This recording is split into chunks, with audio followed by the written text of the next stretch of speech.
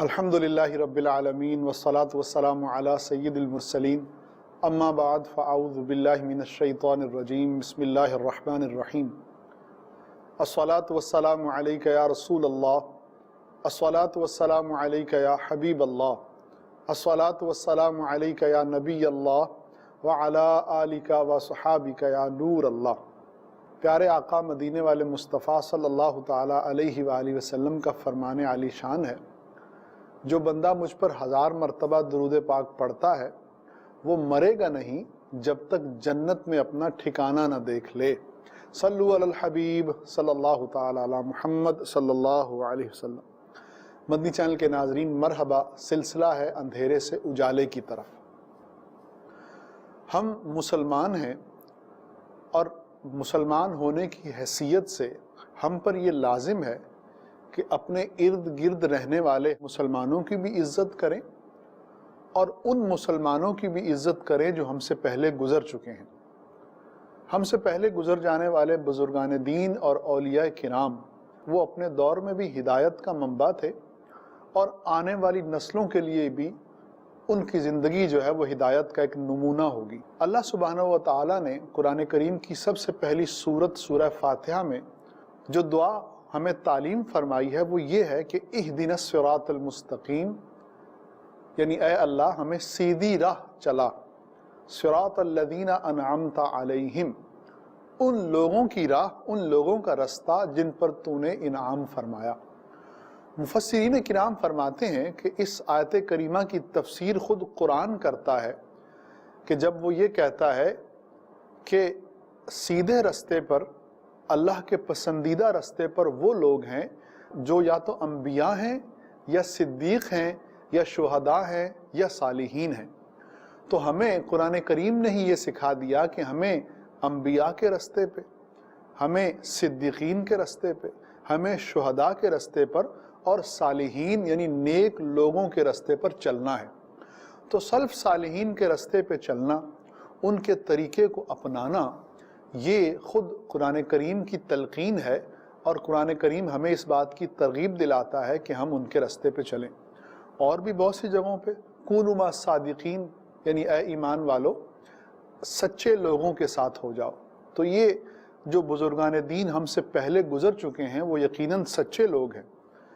مدنی channel کے ناظرین، سلف صالحین کے طریقے پہ چلنا یہ بہت بڑی سعادت ہے، اور ہم دیکھتے ہیں کہ اس امت مسلمہ میں نیکی کے بہت سے کام ایسے ہیں کہ جو نیک لوگوں نے شروع کیے اور آنے والے لوگوں کے لیے وہ نیک کام ہدایت کا سبب بن گئے، اور اس کے سبب سے وہ لوگ اللہ کے محبوب اور مقبول بندوں میں شامل ہو گئے۔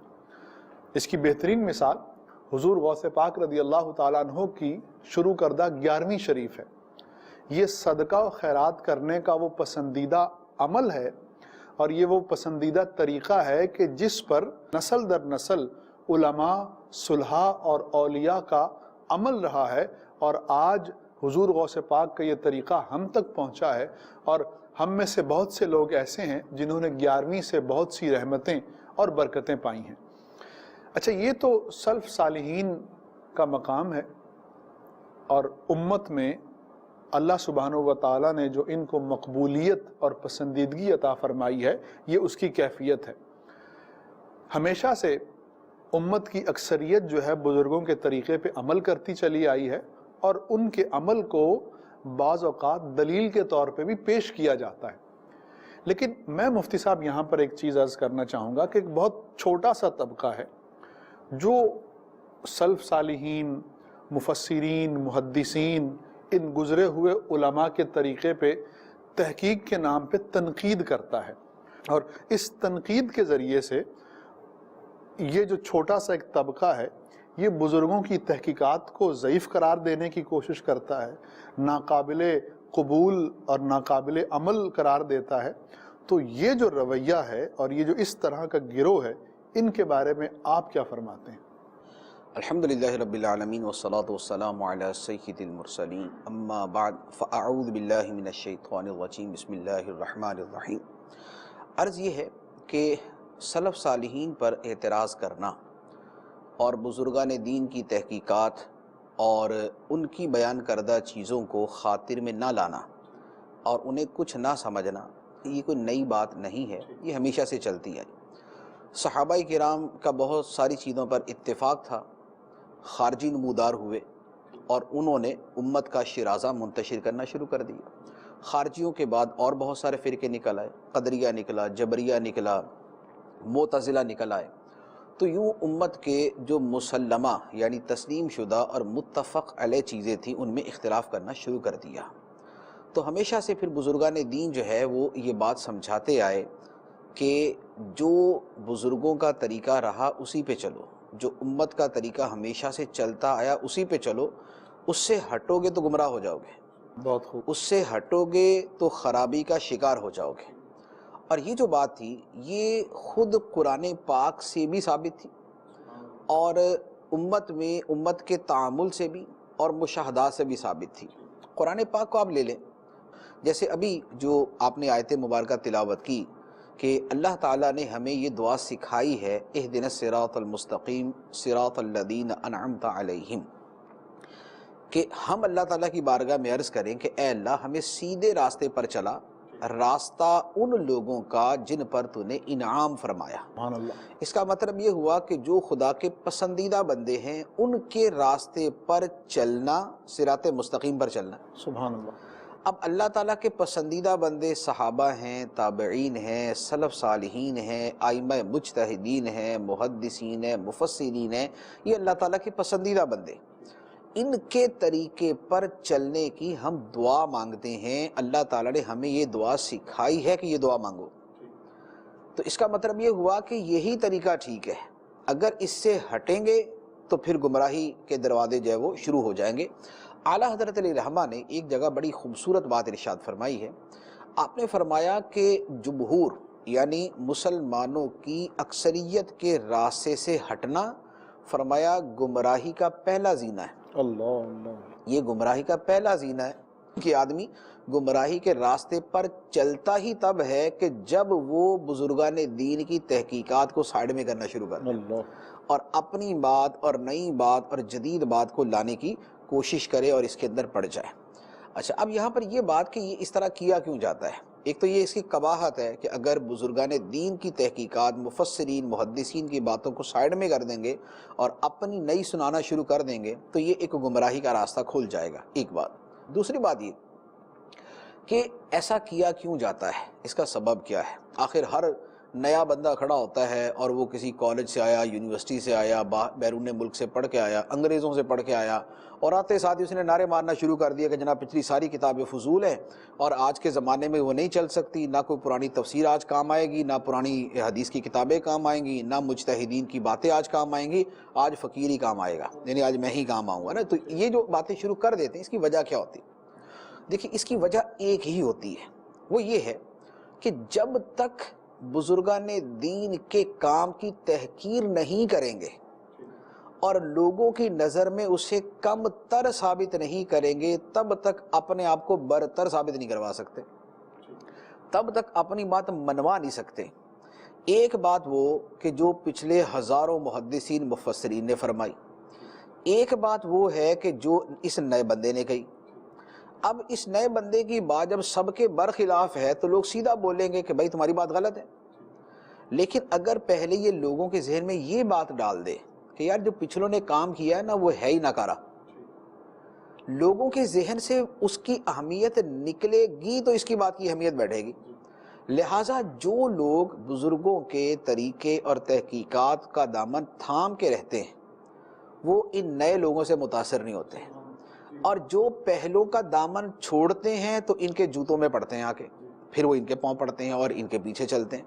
تو جس نے بھی لوگوں کو اپنی طرف بلانا تھا، اپنی طرف دعوت دینی تھی، اس نے پہلا کام یہی کیا کہ یار پچھلوں کو چھوڑ دو، ائمہ مجتہدین کو چھوڑ دو، مفسرین کو چھوڑ دو، محدثین کو چھوڑ دو، تفسیر وہ جو میں کہوں، حدیث کی شرح وہ جو میں لے کے آؤں، اور قرآن کا مفہوم وہ جو میں بیان کروں، اور تحقیق وہ جو میں کروں، اجتہاد وہ جو میں کروں، جو میں لے کے آؤں گا وہی دنیا میں سب پر فائق ہے، وہی سمجھ سب پہ حجت ہے، وہی لوگوں کے لیے قابل تسلیم ہے۔ پچھلوں نے جو کام کیا ہے یا تو سیدھا بول دیں گے بے نکارہ ہے، یا بولیں گے ہاں ٹھیک ہے وہ بھی اچھا تھا لیکن اپنے زمانے میں، ہمارے زمانے میں نہیں، تو یوں ان کی اہمیت کم کرتے ہیں تاکہ ان کی اہمیت بنے. ان کی اہمیت کم کیے بغیر ان کی بن نہیں سکتی. تو عام طور پہ وجہ یہ ہوتی ہے. اچھا اب یہ ہے کہ اگر کوئی شخص مفسرین محدثین کے کلام کو جو ہے وہ نکارہ کہتا ہے یا اسے کمتر کہتا ہے یا اسے قابل قبول نہیں قرار دیتا، تو اس کا نتیجہ کیا ہوتا ہے؟ اس کا نتیجہ کیا ہے کہ اگر وہ ان کی مخالفت کرے، مخالفت کے مختلف درجات ہو سکتے ہیں.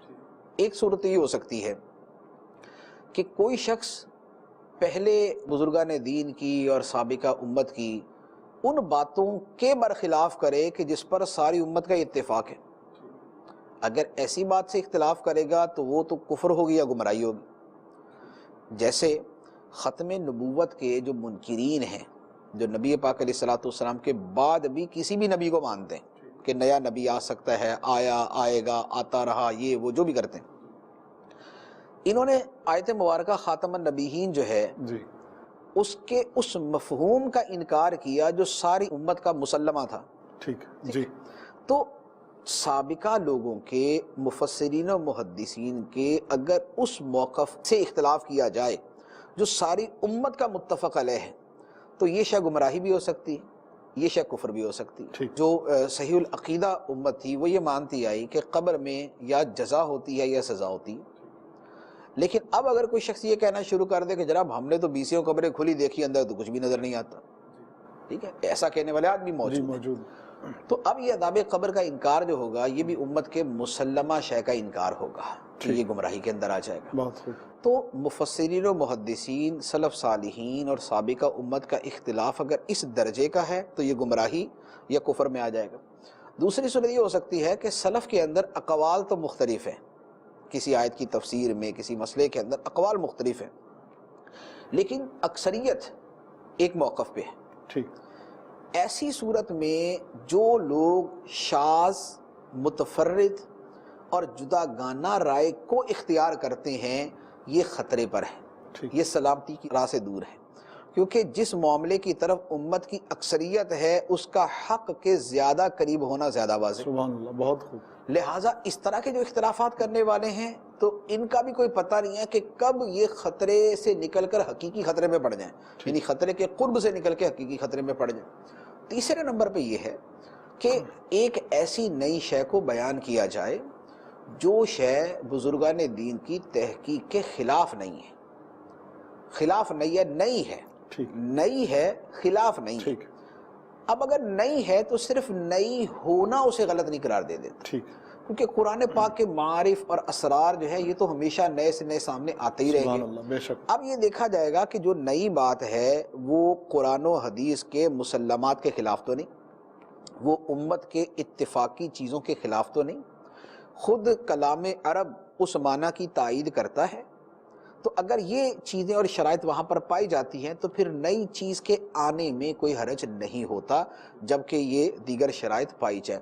تو یہ وہ چیزیں ہیں. تو لہذا جو لوگ بزرگان دین کے کلام پر اعتراض کرتے ہیں اس اعتراض کی نوعیت کے اعتبار سے پھر ان کے بارے میں رویہ اختیار کیا جاتا ہے. جی مدنی چینل کے ناظرین، خلاصہ بیان کیا جائے تو بات یہی سمجھ میں آتی ہے کہ جو نجات ہے وہ بزرگان دین کے طریقے میں ہی ہے.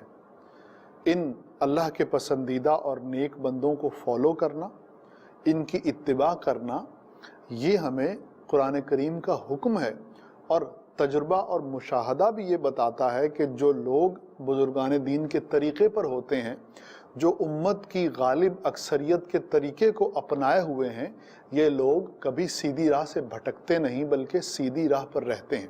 اچھا مصعب، اسی سے متعلق ایک سوال یہ ہے کہ کچھ لوگ ہیں جو جدید تحقیقات یعنی نیو ریسرچ ہے، ان کی اپنی ٹینڈنسیز ہیں، رجحانات ہیں، ان کا پرسنل اوپینین ہے، اس کو لاتے ہیں، پھر اس کے لیے بطور دلیل جو ہے وہ تفاسیر سے دلیلیں لے کر آتے ہیں اور اپنی نیو ریسرچ کو یا اپنی آراء اور اوپینینز کو اوتھنٹیکیٹ کرنے کے لیے وہ پچھلی کتب، پچھلے بزرگان دین کی آراء کو یوز کرتے ہیں. اب میرا یہاں پر سوال یہ ہے کہ کیا یہ رویہ، یہ چیز قابل قبول ہے یا نہیں ہے؟ دیکھیں، میں نے یہ عرض کیا کہ نئی آراء جو لوگ لاتے ہیں قرآن پاک سے نئے استدلالات کرتے ہیں، اس میں فی نفسی ہی حرج نہیں ہے، فی نفسی حرج نہیں۔ قرآن پاک کے بارے میں حدیث مبارک ہے کہ اس کے عجائبات کبھی ختم نہیں ہوں گے، اس سے نئی نئی چیزیں نکلتی رہیں گی، سبحان اللہ، اس کے حقائق ایسے ایسے سامنے آتے رہیں گے کہ عقلیں دنگ ہوتی رہیں گی۔ ٹھیک، جیسے افلاک کے بارے میں، آسمانوں کے بارے میں قرآن پاک کی جو چیزیں ہیں وہ وقت کے ساتھ ساتھ ایسی سامنے آ رہی ہیں سبحان اللہ، کہ اب سائنسداں جب اس تحقیق تک پہنچتے ہیں اور قرآن پاک کے الفاظ سے ان کی تائید ہوتی تو حیران ہو جاتے ہیں۔ سبحان اللہ، بے شک، اچھا، اسی طرح بچے کے پیدا ہونے، جو بچے کے حمل کے جو مراحل ہوتے ہیں جی، قرآن پاک کے اندر جس انداز میں بیان کیے گئے، جی اس زمانے کے اندر تو یہ الٹرا ساؤنڈ اور یہ تحقیقات نہیں تھی، جی جی، لیکن اب جب تحقیقات کی روشنی میں وہ چیزیں، وہ مراحل سامنے آئے تو پتہ چلا کہ قرآن نے جیسے بیان کیے تھے 100% ویسے ہی۔ سبحان اللہ، بالکل، تو نئی چیز جو ہے قرآن پاک کے عجائبات کھلتے جائیں، نئی چیزیں سامنے آتی جائیں، اس میں فی نفسی حرج نہیں۔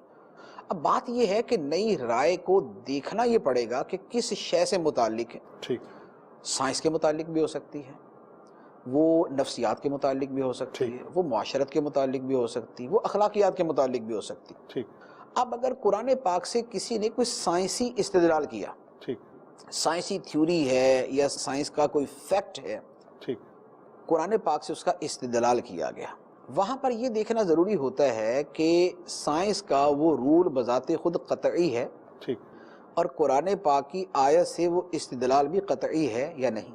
ٹھیک، یہ اس لیے کہ بعض لوگ سائنس کا کوئی بھی فارمولہ لیتے ہیں اور بول دیتے ہیں جی قرآن پاک کی فلاں آیت سے ثابت ہے، ٹھیک، ٹھیک، اب لوگ تو ایمان لا کے بیٹھ گئے کہ بھئی فلاں چیز تو قرآن سے ثابت ہے۔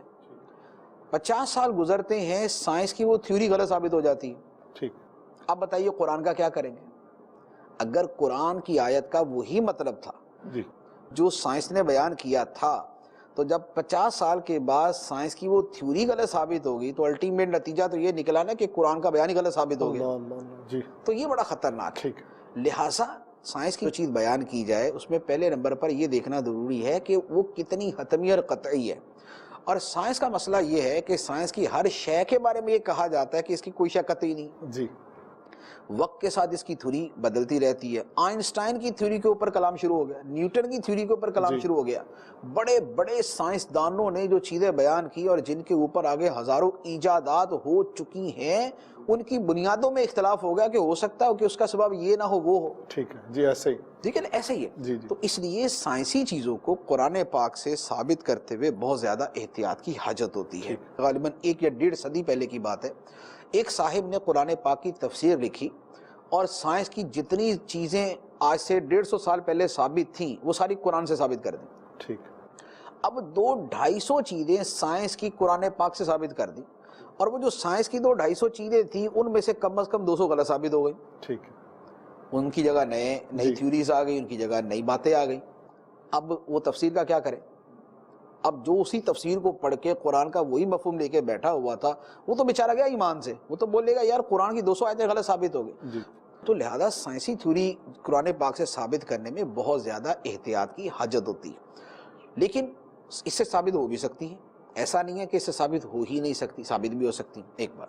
اچھا، اسی طرح قرآن پاک سے یہ بھی ہو سکتا ہے کہ کوئی نفسیات دان، ماہر نفسیات، وہ نفسیات کے اصول قرآن سے نکال لے، ٹھیک، ممکن ہے۔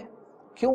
اس لیے کہ پہلے زمانوں کے اندر یہ علم نفسیات جو ہے، سائیکالوجی جو ہے، اسے بطور سائنس کے، بطور علم کے اس کے اوپر ریسرچ نہیں تھی، اسے ایک سیپریٹ جو ہے وہ سائنس نہیں شمار کیا جاتا تھا، الگ سے اس کو نہیں شمار کیا جاتا تھا۔ اب اس کو ایک جدا گانا لے لیا گیا، اس کے اوپر کتابیں لکھیں گی، تحقیقات ہوئی، اقسام بن گئی، یہ جنسی نفسیات ہے، یہ معاشرتی نفسیات ہے، یہ تعلیمی نفسیات ہے، یہ فلاں نفسیات ہے۔ قرآن پاک نے جو اصول دیے ہیں ہو سکتا ہے کہ اس میں سے کسی جگہ تعلیمی نفسیات ثابت ہو رہی ہو، سبحان اللہ، کسی جگہ معاشرتی نفسیات ثابت ہو رہی ہو، کسی جگہ اخلاقی نفسیات ثابت ہو رہی ہو، کسی جگہ کوئی چیز ثابت ہو رہی ہو۔ اب ایک آدمی لوگوں کو یہ سمجھاتا ہے کہ دیکھو خدا کا کلام کتنا وسیع ہے، کتنا جامع ہے، کہ نفسیات کے ان بنیادی اصولوں کو بھی قرآن پاک نے بیان فرمایا ہے۔ سبحان اللہ، سبحان اب ایسی چیز اگر بیان کرتا ہے تو کوئی حرج نہیں۔ ٹھیک، جیسے ایک بڑا معروف سا نفسیات کا اصول ہے کہ بھائی کسی شے کے مثبت پہلو کو دیکھنا اس کے منفی پہلو کو دیکھنے سے زیادہ بہتر ہے۔ ٹھیک، مشہور وہ واقعہ بیان کیا جاتا ہے کہ دو بندے جیل میں تھے، دونوں نے جو ہے وہ جیل کی سلاخوں سے باہر دیکھا. ایک سے پوچھا تم نے کیا دیکھا؟ اس نے کہا یار کیچڑ ہی کیچڑ ہے. دوسرے سے پوچھا تم نے کیا دیکھا؟ اس نے کہا یار ستارے بڑے خوبصورت نظر آ رہے ہیں. ٹھیک ہے. ایک نے ستارے دیکھے، جی. ایک نے کیچڑ دیکھا. ٹھیک. یا ایک آدمی کے سامنے آدھا گلاس رکھا گیا، ایک سے پوچھا، اس نے کہا یار آدھا گلاس خالی ہے، دوسرے نے کہا نہیں آدھا بھرا ہوا ہے. جی. ٹھیک ہے. ایک نے بھرے ہوئے کو دیکھا، دوسرے نے خالی کو دیکھا. تو اسے کہتے ہیں کہ پازیٹیو سائڈ، مثبت پہلو کو دیکھا جائے، منفی پہلو کو اگنور کیا جائے. یہ بات قرآن پاک کی بہت ساری آیات سے ثابت ہے. سبحان اللہ. بہت ساری خود مصیبت کے بارے میں اللہ تعالیٰ نے فرمایا ہے، جس کا خلاصہ یہ بنتا ہے کہ مصیبت کو اس کی مصیبت کے اعتبار سے نہ دیکھو، جو اس پہ اللہ تعالیٰ اجر دے گا اسے دیکھو. سبحان اللہ. بہت خوب. جو اس کے اندر خیر کا، بہتری کا پہلو اسے دیکھ لو. سبحان اللہ. اچھا اسی طرح فرمایا عسیٰ ان تکرہوا شیئا وہو خیر لکم. سبحان اللہ. ہو سکتا ہے کہ کسی شے کو تم ناپسند کرو اور وہ تمہارے لیے بہتر ہو، لہذا بہتری کے پہلو پہ غور کرو. حدیث مبارک کے اندر عورتوں کے بارے میں فرمایا گیا کہ عورتوں کی اگر ایک بات تمہیں ناپسند ہو تو دوسری تمہیں پسند بھی ہوگی. سبحان اللہ. اس کی خوبی پہ نظر رکھو. تو اشیاء کے مثبت پہلو کو دیکھنا جو ہے یہ قرآن و حدیث سے ثابت ہے. اب اگر کسی نفسیات دان نے، ماہر نفسیات نے اگر قرآن پاک کی ان آیات سے یا احادیث مبارکہ سے نفسیات کا ایسا اصول ثابت کر دیا تو کوئی حرج نہیں ہے، بڑی اچھی بات ہے. نئی چیز ہے، مفسرین کے کتابوں کے اندر یہ موجود نہیں ہے، اس طرح کی چیزیں نئی چیز ہے، لیکن ٹھیک ہے، اچھی بات ہے. اچھا اسی طرح معاشرت کا بھی کوئی اصول ہو سکتا ہے، معیشت کا کوئی اصول ہو سکتا ہے، اور اخلاقیات کا کوئی اصول ہو سکتا ہے. تو نئی چیزوں میں دیکھنا یہ ہوگا کہ کیا اس میں قرآن و حدیث کی کسی شے کی مخالفت تو نہیں پائی جاتی. اگر مخالفت نہیں ہے اور وہ نئی شے بذات خود ایک اچھی چیز ہے اور قرآن پاک کے الفاظ سے وہ ثابت ہوتی ہے تو اس طرح کی نئی آراء کے اندر کوئی حرج نہیں ہے. لیکن مسئلہ یہ ہے کہ ہم جس حوالے سے بات کر رہے ہیں نا وہ یہ نہیں کر رہے. ہم جن لوگوں کے حوالے سے بات کرتے ہیں وہ قرآن پاک سے یہ والے اصول نہیں ثابت کر رہے ہوتے کہ جو قرآن حدیث کی تائید پر مشتمل ہوتے ہیں. وہ اکثر ان چیزوں کو ثابت کرنا چاہ رہے ہوتے ہیں کہ جو قرآن و حدیث ہی کے برخلاف ہے. قرآن کی آیتیں پڑھ کر ہی اگر کوئی بے پردگی ثابت کرے، قرآن کی آیتیں پڑھ کر ہی اگر کوئی سود کا جواز ثابت کرے، قرآن کی آیتیں پڑھ کر ہی اگر کوئی موسیقی کا جواز ثابت کرے، قرآن کی آیتیں پڑھ کر ہی اگر کوئی مرد و عورت کی جو ہے نا وہ ان کا جو ہے ان کی اختلاط اور ان کا آپس میں مکس ہونا، مکس اپ ہونا یہ ثابت کر رہا. خوشی کے موقع پر جو مردی کرتے ہو اگر وہ قرآن ہی سے ثابت کرے. میں نے تو ایک بندے کو سنا وہ سیکولرزم کو قرآن سے ثابت کر رہا ہے.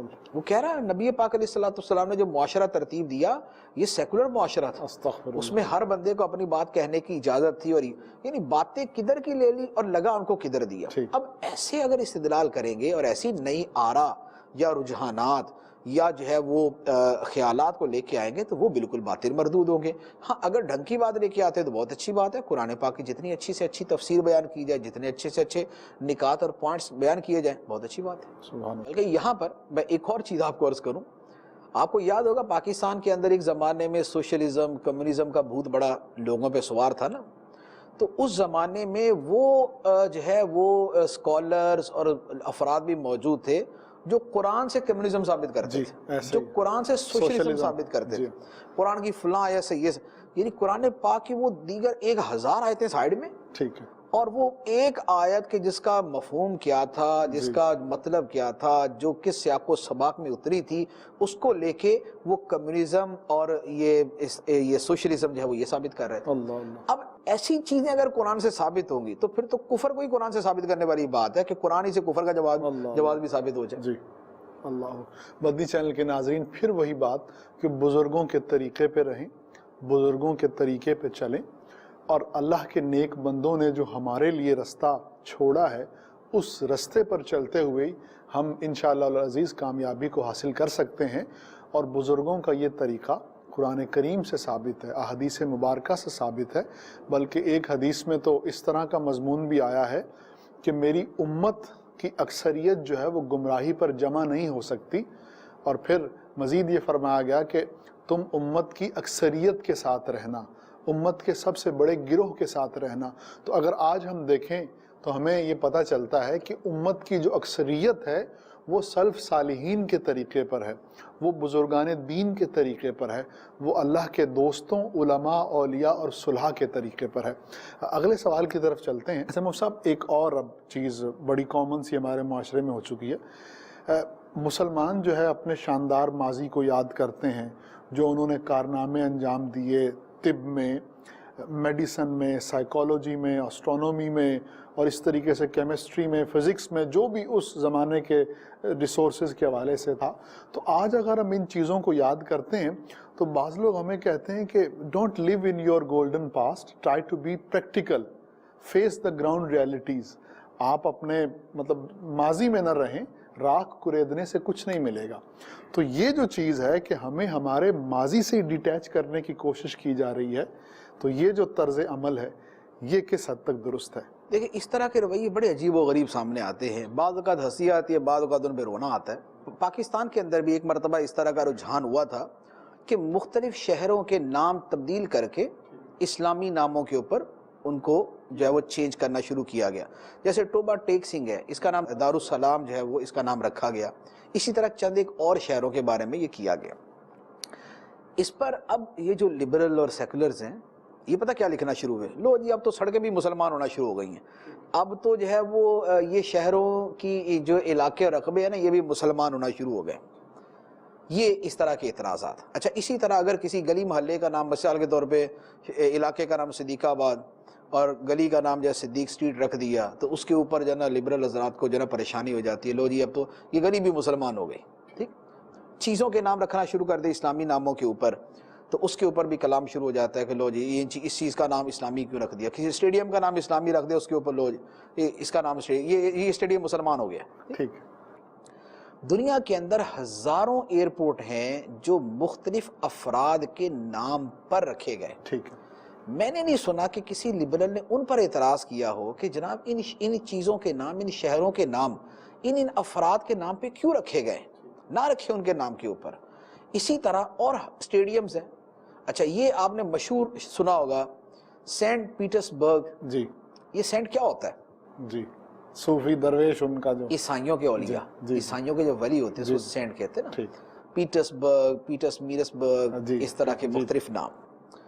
ان پہ میں نے نہیں سنا کہ کسی لبرل نے آج تک اعتراض کیا ہو کہ جناب شہر کو عیسائی بنا دیا، ٹھیک، اسٹیڈیم عیسائی بنا دیا، ٹھیک، یہ روڈی عیسائی بنا دیا۔ بہت خوب، آپ ذرا امریکہ کے سڑکوں کے، روڈوں کے، ہسپتالوں کے، شہروں کے، ایئرپورٹس کے نام نکالیں، ٹھیک، آپ انگلینڈ کے نام نکال لیں، آپ فرانس جرمنی کے نام نکال لیں، ٹھیک، آپ کو اکثریت یہ ملے گی کہ وہ ان کے جو پرانے لوگ اور ہیروز ہیں ٹھیک ہے، ان کے نام پہ ہوگا۔ ٹھیک، ہزاروں نام ان کے مذہبی چیزوں کے نام پہ ہوگا۔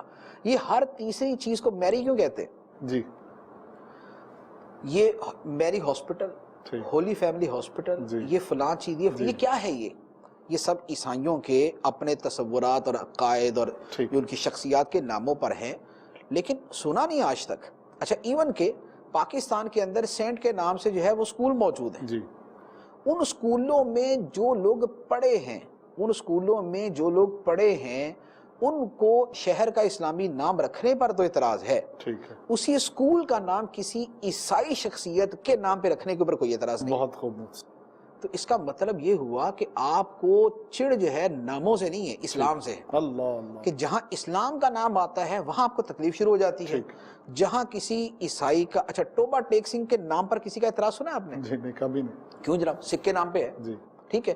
جیکب آباد کے نام پر کبھی اعتراض سنا ہے؟ عیسائی کے نام پہ ہے، جی، انگریز کے نام پہ ہے، جی، اور کتنے شہر، آپ ذرا شہروں کی لسٹ نکالے پاکستان جی، کی، جی، کتنے شہر ہندوؤں کے نام پہ ہیں، کتنے عیسائیوں کے نام پہ ہیں، کتنے دہریوں کے نام پہ ہوں گے، کتنے کس کے نام پہ ہوں گے، کبھی اعتراض نہیں سنا۔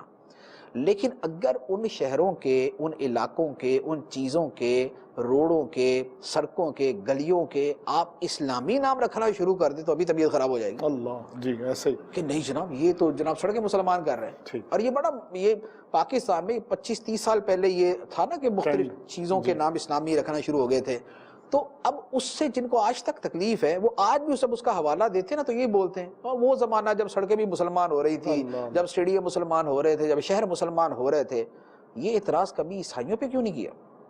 یہ کبھی لبرلزم پہ کیوں نہیں کیا؟ کبھی یہ دوسرے مذاہب پہ کیوں نہیں کیا؟ اس پر تو کوئی اعتراض نہیں ہے. ان کے ہیروز کو میں ابھی چند دن پہلے ایک بندے کا پڑھ رہا تھا, اس نے ایک علاقے کا نام لیا جہاں پر یہ بھگت سنگھ ہوتا تھا نا, جی جی, یہ مشہور آدمی جو تھا بھگت سنگھ. تو اب وہ اس علاقے میں گیا نا, تو کہنے لگا جب میں اس شہر کی فضا میں داخل ہوا تو مجھے بھگت سنگھ کی خوشبو آنا شروع ہو گئی. ٹھیک ہے, یہی بات اگر کسی جو ہے وہ ذرا مسلمان کے حوالے سے کہی ہوتی نا, ذرا کسی ادھر کے مسلمان کے حوالے سے, تو ان کو لو جی ان کو اسلام کی خوشبو بھی آنا شروع ہو گئی, پھر ان کے یہ اعتراض شروع ہو جاتے ہیں. تو بات یہ ہے کہ اس طرح کی جو چیزوں پر اعتراض کرنے والے, ماضی کے نام پہ جن کو پرابلم شروع ہو جاتی ہے, آخر ان کے ماضی کے اوپر کیوں اعتراض نہیں ہوتا؟ ماضی کے نام کے اوپر اعتراض کرتے ہیں. ہم یہ کہتے ہیں کہ یہ بات کہ میں ماضی کو نہ کریدو, ماضی کی راک کے اندر نہ جاؤ. اگر تو یہ بات ہے کہ ماضی کا تذکرہ صرف یوں کیا جاتا ہے کہ سلطان پدرم بدھ, میرا باپ جو ہے نا وہ وقت کا سلطان تھا, خود کچھ نہیں کرنا اور آباء و اجداد کا نام لینا ہے, اگر تو یہ روش ہے تو یہ غلط ہے کہ خود نہیں کچھ بھی کرنا, خود پریکٹیکل نہیں ہونا. تو اگر یہ والی بات ہے تو پھر تو اعتراض ٹھیک ہے. لیکن اگر آپ کو اسلامی تاریخ پر یہ اعتراض ہے, ٹھیک ہے, آپ کو اسلام سے منسوب ہر شے پر اعتراض ہے, تو پھر آپ کو خود اپنے اسلام اور ایمان پہ غور کرنا چاہیے کہ وہ کیا ہے. دنیا کے اندر لوگ اپنے ماضی کو یاد رکھتے ہیں, زندہ رکھتے ہیں, یا تو یہ بیچارے دنیا میں کہیں گئے نہیں آج تک, ٹھیک, اور یا پھر یہ ہے کہ ون سائیڈڈ جو ہے وہ عام طور پہ لبرل متعصب ہوتے ہیں, سیکولر متعصب ہوتے ہیں, وہ ہمیشہ اسلام کے برخلاف کی پکچر تو دکھاتے, اسلام کی پکچر کبھی نہیں دکھاتے. ورنہ آپ ذرا کبھی سائنس میوزیم میں جائیں, ٹھیک, کبھی کسی ٹیکنالوجی یا کسی ہسٹری کے میوزیم میں جائیں. ٹھیک, میں نے دنیا کے بڑے بڑے میوزیم دیکھے, میں گیا ہوں وہاں پر. ٹھیک, اچھا وہاں کیا تھا, میوزیم کے اندر انہوں نے آج سے جو 400 سال پہلے کسی نے مشین ایجاد کی تھی نا, اس کی وہ مشین, اللہ, جس مشین پہ وہ کام کرتا تھا, ٹھیک ہے, وہ مشین, جو پہلا انجن بنا وہ انجن, جو پہلا ٹائر بنا وہ ٹائر, جو پہلی سائیکل بنی وہ سائیکل, جو پہلی کاریں بنی وہ کاریں وہاں رکھی ہوئی ہیں. کس خوشی میں؟ اللہ, ٹھیک, کیوں ماضی کو رہتے ہو بھائی, کیوں ماضی کی راک کے اندر جا کے پڑھتے ہو؟ لگاؤ آگ ان سب چیزوں کو, کر دو سائیڈ کے اندر. لیکن نہیں کریں گے. کیوں؟ اس لیے کہ یہ ہمارا شاندار ماضی ہمیں یاد دلاتا ہے, یہ ہمارا وہ وقت ہمیں یاد دلاتا ہے کہ جب ہمیں غلبہ ملنا شروع ہوا تھا. تو بھائی جب جس کو غلبہ ملنا شروع ہوا تھا, اگر انہوں نے یاد رکھا ہوا ہے, تو اگر ہمیں جب غلبہ ملا تھا, اگر ہم نے اس کو یاد رکھا ہوا تو کیا مسئلہ ہے؟ بہت خوب. اچھا ہسٹری میوزیم میں کیا ہوتا ہے؟ ہسٹری میوزیم کے اندر یہ بھی ہوتا ہے کہ قوموں کی ثقافتیں, کلچر, پرانی چیزیں, سکے, یہ وہ بھی رکھے ہوتے ہیں. لیکن اس کے ساتھ ساتھ بادشاہوں کی تلواریں بھی رکھی ہوتی ہیں, جی, مشہور بادشاہوں کی تلواریں رکھی ہوتی ہیں, ان کی یہ زرہ وغیرہ جو ہوتی ہے یہ رکھی ہوتی ہے, جو ان کے سر پہ وہ لوہے کی ٹوپی خود ہوتی ہے وہ رکھی ہوتی ہے, ان کی ڈھال وغیرہ رکھی ہوتی ہے, ان کی مسندیں رکھی ہوتی ہیں, ان کے محلات کی چیزیں رکھی ہوتی. کیوں رکھی ہوتی؟ اس لیے کہ وہ اپنے ماضی کو یاد رکھتے ہیں اور اپنے ماضی پہ فخر کرتے ہیں. آپ ذرا شیکسپیئر کے گاؤں میں جائیں, جی, یو کے اندر, انگلینڈ میں, آپ شیکسپیئر کے گاؤں میں جائیں, انہوں نے اس کو ایسا بنایا ہوا ہے کہ جیسے کسی عظیم جو نا وہ بزرگان دین میں سے کسی ہستی کا وہ جو وہ گاؤں ہے سارا. ٹھیک, داتا صاحب سے زیادہ انہوں نے اس کو محفوظ کیا ہوا ہے. اللہ, اللہ, ایسا انہوں نے پورا اس کو کیا ہوا ہے, اس کا ادب, آداب, لحاظ اور یہ وہ سب اس کا کیا ہوا ہے. کیوں جی؟ اس لیے کہ ان کا بہت بڑا شاعر ہے. اور اس طرح کی پتہ نہیں کتنی یادیں ہیں, کتنے قلعے ہیں جو مختلف لوگوں کے نام پہ انہوں نے رکھے ہوئے. پرانے قلعے ہیں, وہ اس کو ٹس سے مس نہیں کرنے دیتے. آثار قدیمہ کے نام پہ اور ورثے کے نام پہ اور لیگیسی کے نام پہ انہوں نے اتنی چیزیں محفوظ کی ہوئی ہیں. ان پر تو مجھے آج اب تک میرے کسی کا اعتراض نہیں پڑا. نہ ان کے لوگ اعتراض کرتے ہیں اور نہ یہ ہمارے بیچارے دیسی والے اعتراض کرتے ہیں. ان کے اعتراض لے دے کے اسلام کی چیزوں پہ ہوں گے کہ جناب مسلمانوں کا ماضی پتہ نہیں کیا لے کے بیٹھ جاتے ہیں, جی ہم نے یہ فلاں فتح کر دیا, فلاں فتح کر دیا. تو بھائی یہ باتیں تو وہ بھی کرتے ہیں, یہ تو عیسائی بھی کرتے ہیں, یہ تو یہودی بھی کرتے ہیں, یہ تو دوسرے مذاہب والے بھی کرتے ہیں. ان کی تاریخ کی کتاب پر کبھی اعتراض نہیں ہوتا. آپ کو اسلام کی تاریخ کے اوپر اعتراض ہے, آپ کی اسلام کی تاریخ کی کتاب کے اوپر اعتراض ہے. تو یہ روش اور رویہ جو ہے وہ عقل و نقل کی روح سے غلط ہے, اور یہ ایک خاص قسم کی ذہنیت ہے جس کا وہ اظہار کرتے ہیں. ورنہ دنیا کے اندر باہر یہ ایک پسندیدہ چیز ہے کہ آپ اپنے ماضی کو یاد کریں, اس کے اوپر فخر کریں. سبحان اللہ. اور میں یہاں مدنی چینل کے ناظرین کو بتانا چاہوں گا کہ دعوت اسلامی بھی جو ہے وہ مسلمانوں کو ان کے ماضی سے اٹیچ کرنا چاہتی ہے. آپ دیکھیں جو ہمارا سٹرکچر ہے اس میں بہت سی چیزیں ایسی ہیں جو ہمیں بزرگان دین کی یاد دلاتی ہیں. ہماری کابینات کا جو سٹرکچر ہے یہ غزالی کابینات ہے, یہ جو ہے حجویری کا بھی نعت ہے، یہ سہروردی کا بھی نعت ہے، اسی طریقے سے مختلف شہروں کے نام جو دعوت اسلامی کی اصطلاح میں ہیں، سردار آباد ہے محدث اعظم پاکستان سردار احمد صاحب رحمۃ اللہ تعالی کے نام پہ، اس طریقے سے مفتی صاحب نے جیکب آباد کا کہا تو وہ اتار آباد ہے، ٹوبا ٹیک سنگھ کو دارالسلام کہا جاتا ہے، اور اس طریقے سے بہت سی ایسی چیزیں ہیں کہ جن میں دعوت اسلامی نے کچھ ایسا خوبصورت سا تصرف کیا ہے کہ وہ چیزیں اور ان کے نام جو ہیں مسلمانوں کو ان کے شاندار ماضی کی طرف لے کر جاتے ہیں۔ بہرحال بڑھتے ہیں اگلے سوال کی طرف۔ اچھا مصعب، ایک اور چیز ہمارے ہاں گانوں میں، فلموں میں، ڈراموں میں کچھ ایسے جملے بولے جاتے ہیں، کچھ ایسے فقرے جو ہے وہ یوز کیے جاتے ہیں کہ جو مطلب کفر کی حد تک پہنچ جاتے ہیں یا کفر ہوتے ہیں۔ اب ایسے وقت پر اگر علماء امت کی خیر خواہی چاہتے ہوئے کوئی شرعی مسئلہ بتاتے ہیں، امت کو بتاتے ہیں، لوگوں کو بتاتے ہیں کہ یہ جملہ کفر ہے، یہ غلط ہے، تو ایسے میں ایک مطلب نام نہاد ایسے میں کچھ لبرل حضرات جو ہے نا وہ اچانک یہ کہنا شروع کر دیتے ہیں کہ اسلام کو کیا ہے یا علماء کو کیا ہے کہ یہ چھوٹی چھوٹی باتوں سے ان کو اسلام جو ہے وہ خطرے میں پڑتا ہوا نظر آتا ہے۔ تو یہ جو چیز ہے اور یہ جو اعتراض ہے، اس کے بارے میں آپ کیا فرماتے ہیں؟ یہ بھی ایک معروف جملہ ہے کہ بہت ساری چیزوں کے اوپر اگر یہ کہا جائے کہ بھئی ایسی بات نہ کرو، یہ جو ہے وہ اسلام کی بنیادوں کے خلاف ہے اور اس کے بعد بندہ مسلمان نہیں رہتا، تو فوراً آگے سے بات شروع ہو جاتی ہے، لو جی یہ چھوٹی چھوٹی باتوں سے ایک تو اسلام خطرے میں پڑ جاتا ہے۔ ٹھیک ہے، بات یہ ہے، چند ایک سوالات میں اس کے اوپر عرض کرتا ہوں، ان سوالات کے جواب کے اندر ہی اس سوال کا جواب ہے۔ پہلی بات تو یہ ہے، بندہ صرف زبان سے لا الہ الا اللہ محمد رسول اللہ پڑھتا ہے صلی اللہ علیہ وسلم، تو مسلمان ہو جاتا ہے یا نہیں؟ جی ہو جاتا۔ چھوٹی سی بات سے کیسے ہو گیا؟ سوال ہے چھوٹی سی بات سے اسلام خطرے میں تو نہیں پڑتا، جی، ہاں اسلام کے اندر بندہ آ جاتا ہے۔ سبحان اللہ، بہت خوب۔ تو بھائی اگر چھوٹی سی بات کہنے سے، یعنی ظاہری جملے کے اعتبار سے چھوٹی سی بات کہنے سے ایک بندہ کفر سے اسلام میں آ سکتا ہے تو اسلام سے کفر میں جا بھی سکتا ہے۔ بہت خوب مثال ٹھیک دی ہے، آپ۔ ایک بات۔ دوسری بات یہ ہے کہ کیا اسلام کے کچھ مسلمہ قطعی عقیدے ہیں یا نہیں؟ ہیں، جی ٹھیک۔ لوگوں کی ایک بڑی تعداد ان سے نا واقف ہے یا نہیں؟ ہے۔ ہیں۔ اپنی لا علمی اور ناواقفی میں وہ ان اسلامی عقیدوں کے برخلاف جملے بول دیتے ہیں یا نہیں؟ جی بالکل، سننے میں آیا ہے، بول دیتے ہیں۔ اگر لوگ اپنی لا علمی کے اندر اسلام کے قطعی عقائد کے برخلاف جملے بول دیتے ہیں، ان کو سمجھانا چاہیے یا نہیں؟ جی بالکل سمجھانا چاہیے۔ ان کو جب سمجھانا ہے تو ان سے کیا کہیں گے کہ یہ اسلام کا عقیدہ ہے اور آپ کا جملہ اس کے خلاف ہے۔ ٹھیک، ہم یہی عقیدہ اپنا کر تو مسلمان ہوئے تھے، اگر آپ اس کا مذاق اڑائیں گے اور اس کے برخلاف کریں گے تو آپ اس عقیدے کو چھوڑیں گے تو آپ اسلام کو چھوڑ دیں گے۔ ٹھیک، جب یہی بات کہیں گے تو یہی تو اسلام خطرے میں پڑا اس کا۔ ٹھیک ہے، تو یہ تو کہا جاتا ہے۔ جی آخر اس میں کون سی چیز ہے کہ جس کے اوپر اعتراض ہے؟ یا تو اسلام کے عقیدے ہو ہی نہ، تو پھر جو مرضی بولتے رہو، فرق ہی کوئی نہ پڑے۔ لیکن ایسا نہیں ہے، اسلام کے عقیدے ہیں، لوگوں کی بڑی تعداد ان سے ناواقف ہے، لا علمی کے اندر ان کے برخلاف بولتے ہیں۔ جب وہ بولتے ہیں تو ان کو سمجھانا چاہیے۔ جب ان کو سمجھانا ہے تو جو مسئلہ ہے وہی بیان کیا جائے گا نا، اس کو وضو کے مسائل تو نہیں سمجھانا شروع کر دیں گے۔ اگر کفر اسلام کی بات ہے تو اسی کے متعلق بات کی جائے گی۔ اب یہ بات کہ نہیں جناب، لوگ بولتے ہیں کہ ہم تو اس طرح کی بات مذاق میں کر رہے تھے اور گپ شپ کے طور پہ کر رہے تھے، اور یہ تو ایک گانا تھا یا تو ایک فلم کا ڈائلاگ تھا یا یہ تو کامیڈی کی بات تھی، یہ تو ایک مزاحیہ جملہ تھا، اس میں جو ہے وہ ہمارا دل کا عقیدہ تھوڑی بدلا تھا۔ ٹھیک، آگے سے لوگ بعضوں کا اس طرح کی تعویل اور کہ یار ہمارا کو دل تھوڑی تھا کہ ہم اسلام چھوڑ کے کفر کی طرف جا رہے ہیں، یہ تو ایک مزاحیہ بات تھی، اس اعتبار سے جملہ بول دیا۔ عرض یہ ہے کہ اسلام اور اسلام کے عقائد جو ہے یہ مذاق کی باتیں نہیں۔ اللہ اللہ، بہت خوب، جی۔ اللہ رسول کے بارے میں جو ہمارے عقیدے ہیں یہ مذاق کی باتیں نہیں بے شک، بے شک، یہ گپ شپ کے موضوع نہیں ہیں، جی، یہ ڈرامے اور فلموں کے موضوع نہیں ہیں، یہ کامیڈی کے جملے نہیں ہیں۔ عقیدہ بہت بڑی چیز ہوتی ہے، عقیدہ بہت بڑی چیز ہے۔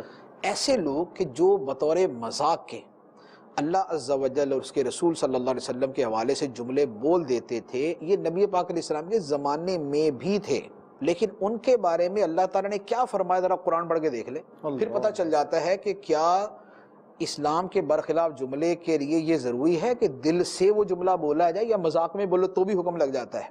قرآن پاک کی آیت مبارکہ ہے، منافقوں کا طریقہ یہ تھا کہ نبی پاک علیہ الصلوۃ والسلام سے جب ہٹ کے بیٹھے ہوتے تو صحابہ کرام کا مذاق اڑاتے، نبی پاک علیہ الصلوۃ والسلام کا مذاق اڑاتے، اس طرح کی باتیں کرتے۔ تو ان کے بارے میں جب شکایت پہنچی کہ اس طرح کی باتیں کرتے ہیں، نبی پاک علیہ السلام نے بلا کے پوچھا تو انہوں نے کہا ہم تو مذاق کر رہے تھے، ہم تو مذاق کر رہے تھے۔ اس پر اللہ تعالیٰ نے قرآن پاک کی آیت نازل فرمائی، قل اب اللہ و آیاتہ و رسولہ کنتم تستہزئون، اے نبی تم فرماؤ کہ اے منافقو، کیا اللہ اور اللہ کے رسول اور اس کی آیتوں سے ہی تم استہزاء کرتے ہو؟ اللہ، تمہیں مذاق اڑانے کے لیے اللہ اور اس کا رسول اور اللہ کی آیتیں ملی۔ اللہ، اللہ، لا تعتذروا، بہانے نہ بناؤ، اللہ، یہ مذاق کا بہانہ نہ بناؤ، یہ کامیڈی کا، جی، یہ مزاح کا، یہ گپ شپ کا، یہ وقت گزاری کا بہانہ نہ بناؤ۔ لا تعتذروا قد کفرتم بعد ایمانکم، اللہ، اللہ، تم اپنے اس ایمان کے بعد کافر ہو چکے۔ استغفر یہ اللہ، قرآن پاک کی آیت، یہ اللہ تعالیٰ کا فتویٰ ہے ان لوگوں کے اوپر جو مذاق میں، مزاح میں، کامیڈی میں، گپ شپ میں، وقت گزاری میں، جسٹ فار جوکنگ میں جو اللہ کے رسول اور اللہ کی آیتوں کا مذاق اڑاتے تھے۔ اللہ تعالیٰ نے یہ فرمایا کہ کیا تمہیں خدا ہی ملا مذاق اڑانے کے لیے؟ کیا خدا کا رسول ہی ملا مذاق اڑانے کے لیے؟ کیا اللہ کی آیتیں، کیا قرآن کی باتیں تمہیں ملی مذاق اڑانے کے لیے کہ تم جنت کا مذاق اڑا، جہنم کا مذاق اڑا؟ جیسے آج کل ٹرینڈ ہے، جی، جنت کا مذاق اڑاتے ہیں اور جنت کی حوروں کا مذاق اڑاتے ہیں اسٹیج شو کے اندر، ڈراموں کے اندر، ٹھیک ہے۔ جہنم کا مذاق اڑاتے ہیں کہ جناب جہنم کے اندر اس طرح جہنمی ہوں گے جیسے پکوڑے تلے جاتے ہیں، اس طرح کے جملے آئے دن لکھے ہوتے ہیں۔ جی، یہ مذاق نہیں ہے تو کیا ہے یہ؟ جی، تو کیا خدا کی آیتیں اور خدا کا دین اور قرآن کی باتیں ہی ملی مذاق کرنے کے لیے؟ تو اللہ تعالیٰ فرماتا ہے لا تعتذروا قد کفرتم بعد ایمانکم، بہانے نہ بناؤ، تم اپنے ایمان کے بعد کافر ہو چکے۔ اللہ، تو لہذا دین کا معاملہ بڑا نازک ہے، اس کو مذاق کے اندر بھی اس کے برخلاف بات کریں گے تو دائرہ اسلام سے نکل جانے کے خدشات موجود ہوتے ہیں۔ اللہ اکبر۔ اور مدنی چینل کے ناظرین، اس حوالے سے اگر میں عرض کروں تو امیر علیہ سنت دامت برکاتہم العالیہ کی لکھی ہوئی کتاب کفریہ کلمات کے بارے میں سوال و جواب بہت اہم کتاب ہے۔ اس موضوع کے حوالے سے اگر آپ کو معلومات لینی ہے تو آپ کو اس کتاب میں بہت اچھی معلومات مل جائے گی، اور اس میں کچھ ایسی باتیں ہیں جن کا سیکھنا ہر مسلمان پر فرض ہے۔ ہم عام طور پر اپنی روزمرہ کی زندگی میں، گفتگو میں، بول چال میں کچھ ایسی باتیں کہہ جاتے ہیں، کچھ ایسے جملے کہہ جاتے ہیں کہ جو سراسر کفر ہوتے ہیں، جو اسلام کے بنیادی عقائد کے خلاف ہوتے ہیں اور ہمیں پتہ ہی نہیں ہوتا۔ اللہ اکبر، یہ وہ جملے ہوتے ہیں بعض اوقات کہ انسان کہہ کے چلا جاتا ہے لیکن اس ایک جملے کی وجہ سے وہ انسان جہنم کا مستحق ہو جاتا ہے۔ الامان والحفیظ، اللہ سبحانہ و تعالی ہمیں اس طرح کے جملوں اور اس طرح کے جملے کہنے والوں کی صحبت سے محفوظ فرمائے۔ اگلے سوال کی طرف چلتے ہیں۔ مصحف معاشرے میں مطلب کمیاں ہیں، کوتاہیاں ہیں اور غربت ہے، جہالت ہے، بہت سے لوگ جو ہے وہ مسلح بن کر اسی معاشرے سے اٹھتے ہیں، ان کے دل میں قوم کا درد ہوتا ہے، کرن ہوتی ہے، اور ان میں سے بہت سے لوگ مطلب بہت زیادہ زور جو ہے وہ تعلیم پر صرف کرتے ہیں کہ تعلیم کے ذریعے امت مسلمہ کی جو ہے وہ ریفارمیشن کی جائے۔ تو وہ یہ رفائی کام کرتے ہیں، لیکن ان کا کام کرنے کا جو انداز ہوتا ہے وہ اسلام کے مطابق نہیں ہوتا۔ اگر انہیں شریعت کے بارے میں بتایا جائے کہ یہ شرعی اصول و ضوابط ہیں، ان کی پابندی کریں، تو وہ شریعت کے بارے میں سننا بھی نہیں چاہتے۔ تو وہ نیکی کا کام تو کرنا چاہتے ہیں لیکن شریعت کے مطابق نہیں، بلکہ شریعت کے بارے میں تو سننا بھی نہیں چاہتے۔ اب اس سچویشن میں میرے دو سوال ہیں۔ سب سے پہلی بات تو یہ ہے کہ اس طرح کے لوگ جو یہ کام کرتے ہیں، یہ عمل کرتے ہیں، کیا ان کو اس پر کوئی ثواب، کوئی ریوارڈ ملے گا؟ نمبر ایک۔ اور نمبر دو کہ جو اس طرح کا ایٹیچیوڈ ہے، جو اس طرح کا رویہ ہے، جو شریعت کے بارے میں سننا بھی نہیں چاہتے اگرچہ وہ نیکی کا کام کرنا چاہتے ہیں، تو یہ رویہ جو ہے وہ کیا قابل قبول ہے ہمارے ہاں؟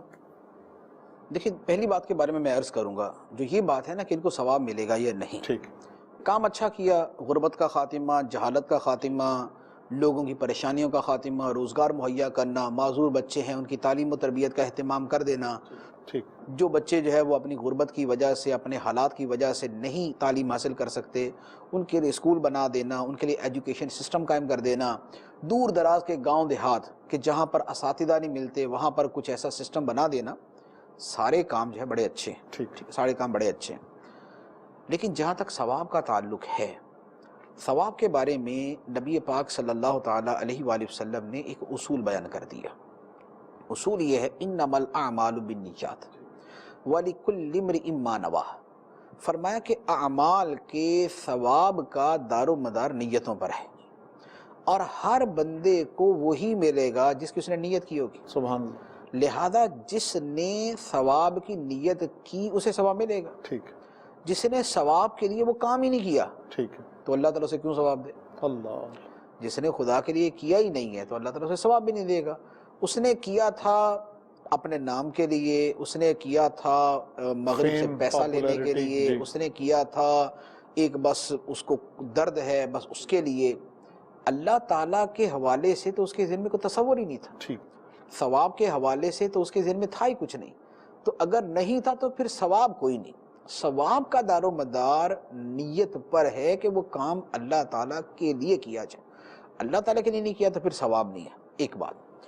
پھر دوسری بات اس کے ساتھ یہ کہ جب اس کے ساتھ یہ رویہ ہو کہ شریعت کی کوئی بات بتائی جائے کہ بھائی جو آپ کرنے جا رہے ہیں کیا آپ نے اس کے حوالے سے شرعی احکام معلوم کر لی ہے، ٹھیک، اور وہ بولے کہ بھائی شریعت کا تو نام بھی نہ لو، ٹھیک، اب ایسے جملے تو بعض اوقات ثواب تو دور کی بات ہے کسی اور ہی جگہ پہنچا دیں گے، اللہ، کہ جو بندہ شریعت کا نام سننا بھی پسند نہیں کرتا تو وہ شریعت کا انکار کر رہا ہے، شریعت اسلام کا نام ہے، جو اسلام کا انکار کر رہا ہے تو ثواب کس بات کا، ٹھیک، اس کے لیے تو دوسرا راستہ کھل گیا نا اس کے لیے۔ اچھا، اب اس کے ساتھ تیسری بات یہ کہ یہ کام کیسا اور اس کے ساتھ یہ رویہ کیسا، اس کے بارے میں یہ عرض کروں گا کہ دیکھیں کام کے حوالے سے تو میں نے عرض کیا بہت اچھا ہے، ٹھیک، لوگوں غریبوں کی مدد کرنا یہ تو دین اسلام کی بڑی بنیادی باتوں میں سے، کتنی صورتیں کتنی آیتیں اسی کے اوپر جس میں مسکین کا، فقیر کا، یتیم کا اور مستحق کا، مسافر کا، پریشان حال کا ان کا تذکرہ ہے، ٹھیک، آیتوں کی آیتیں اس کے اوپر ہے، سینکڑوں آیتیں پڑھ سکتے ہیں ہم جس میں غریب کی مدد کرنے کا، فقیر کی مدد کرنے کا بیان کیا گیا، لہذا کام بہت اچھا ہے، ایک بات۔ دوسری بات یہ ہے کہ ایجوکیشن ہے یا روزگار مہیا کرنا ہے، یہ لوگوں کا بھلا ہے، یہ لوگوں کی خیر خواہی ہے، اور ہمارا دین نبی پاک علیہ الصلوۃ والسلام نے فرمایا الدین النصیحہ، سبحان اللہ، دین تو ہے ہی خیر خواہی کا نام، دین تو ہے ہی دوسروں کا بھلا کرنے کا نام، سبحان اللہ، تو دین کی تو جڑ بنیاد کے اندر یہ چیز داخل ہے کہ دوسروں کا بھلا کیا جائے، دوسروں کی خیر کی جائے۔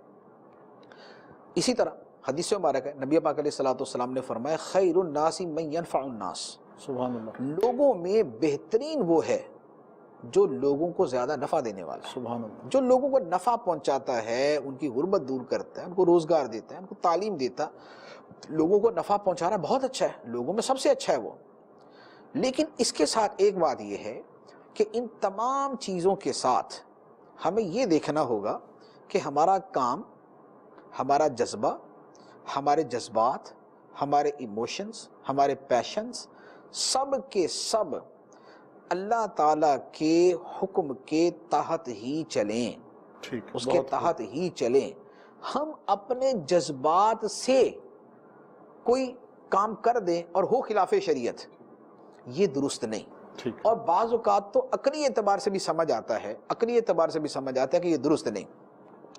ایک غریب آدمی نے کسی امیر آدمی کی چوری کر لی، ٹھیک، ایک غریب آدمی امیر آدمی کی چوری کرے، اب کچھ تو وہ پاگل ہیں جو بولیں گے ٹھیک ہے، ان کا تو اعتبار ہی نہیں ہے، صحیح، لیکن ویسے پوچھا جائے کہ بھائی وہ امیر آدمی یہ کہہ رہا تھا کہ بھائی آپ میرے پاس آ کے کام کرو، میں آپ کو تنخواہ دوں گا، اس نے کام تو نہیں کیا، چوری کر لی، اب اس کے لیے کیا کریں؟ اب اگر کوئی شخص یہ کہے کہ نہیں یار غریب آدمی ہے نا، حمایت اسی کی کرنی چاہیے، تو عقل مند آدمی یہی کہے گا کہ بھائی یہ طریقہ درست نہیں ہے کہ آپ بولیں کہ غریب چوری بھی کرے تو اس کی حمایت کریں، آپ حق بات کی حمایت کرو، آپ صحیح بات کی حمایت کرو، امیر غریب کا فرق نہ دیکھو۔ ٹھیک، اللہ تعالیٰ نے قرآن پاک میں یہی بات ارشاد فرمائی، قرآن پاک کے اندر ایک جگہ فرمایا گیا کہ تم انصاف پر قائم ہو کر گواہی دو، سبحان اللہ، کونوا قوامین بالقسط، انصاف پر قائم ہو کر گواہی دو، ٹھیک، اگرچہ وہ گواہی تمہارے ماں باپ کے خلاف ہو، اللہ، تمہارے رشتہ دار کے خلاف ہو۔ اللہ، اچھا، اب اتنی بات تو لوگ کہتے ہیں کہ چلو ٹھیک ہے یار، اگر ماں باپ غلط کرے تو ان کے خلاف ہی گواہی ہونی چاہیے، ان کے حق میں نہیں ہونی چاہیے، لیکن غربت والا جو معاملہ نا، اس میں بہت سارے جو ہے نا وہ بھٹک جاتے ہیں کہ نہیں یار غریب آدمی ہے، اس کی امیر کا بھلے بیڑا غرق کر دے وہ، ٹھیک، لیکن غریب آدمی کی تائید کرنی۔ اللہ تعالیٰ نے فرمایا ان یکن غنیا او فقیرا فاللہ اولی بہما، اللہ، جس کے خلاف گواہی ہے وہ امیر ہے یا غریب، تم نے غلط گواہی نہیں دینی، تم سے زیادہ اللہ ان کا خیر خواہ ہے، سبحان اللہ، سبحان اللہ، تم سے زیادہ اللہ تعالیٰ ان کے قریب ہے۔ لہٰذا امیر اور غریب کا فرق نہ دیکھو، صحیح کون ہے، حق پر کون ہے، اسے دیکھو۔ سبحان اللہ، تو ہمیں اللہ تبارک و تعالیٰ نے ایک کرائٹیرین دے دیا، ایک معیار دے دیا، ایک معیار دے دیا۔ وہ معیار کیا ہے؟ وہ ہے شریعت۔ فرمایا لِكُلٍّ جَعَلْنَا مِنْكُمْ شِرْعَةً وَمِنْهَاجًا، ہم نے تم میں سے ہر ایک کے لیے، مراد ہر امت کے لیے، جتنی امتیں آج تک گزری آدم علیہ السلام سے لے کر آج تک، فرمایا ہم نے تم میں سے ہر ایک کے لیے ایک شریعت بنائی اور ایک راستہ بنایا، سبحان اللہ، وہ راستہ شریعت ہی۔ ٹھیک، تو ہم نے تم میں سے ہر ایک کے لیے شریعت بنائی، اس شریعت کے راستے پر چلنے والے کو ہی نجات ملے گی، سبحان اللہ، اس پر چلنے والا ہی خدا کی بارگاہ میں مقبول ہوگا۔ محض اپنے جذبات کے پیچھے، محض اپنے جذبے کے پیچھے لگ کے اگر کوئی آدمی کچھ کرے گا تو یہ طرز عمل درست نہیں ہوگا۔ ہمیں اللہ تعالیٰ نے حکم دیا اطیعوا اللہ و اطیعوا الرسول، اللہ کی اطاعت کرو، اللہ کے رسول کی اطاعت کرو۔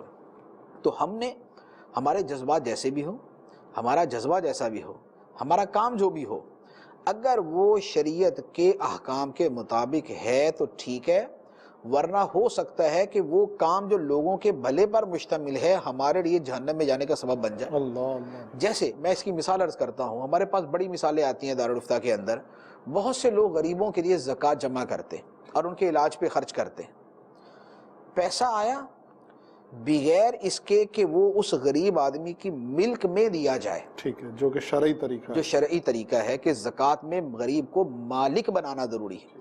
مالک نے اس کو بنایا، خود ہی اپنی طرف سے ڈاکٹر کی فیس دے دی، ہاسپٹل کا بل ادا کر دیا، دوائیوں کو پیسے دے دیے اور اس بندے کو فارغ کر دیا۔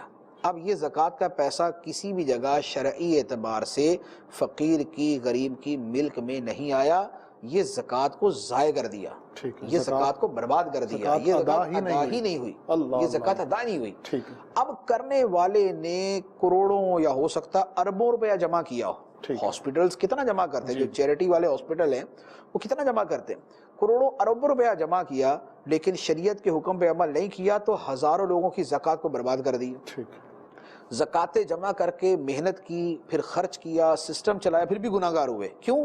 اس لیے کہ شریعت کے حکم کی پیروی نہیں کی۔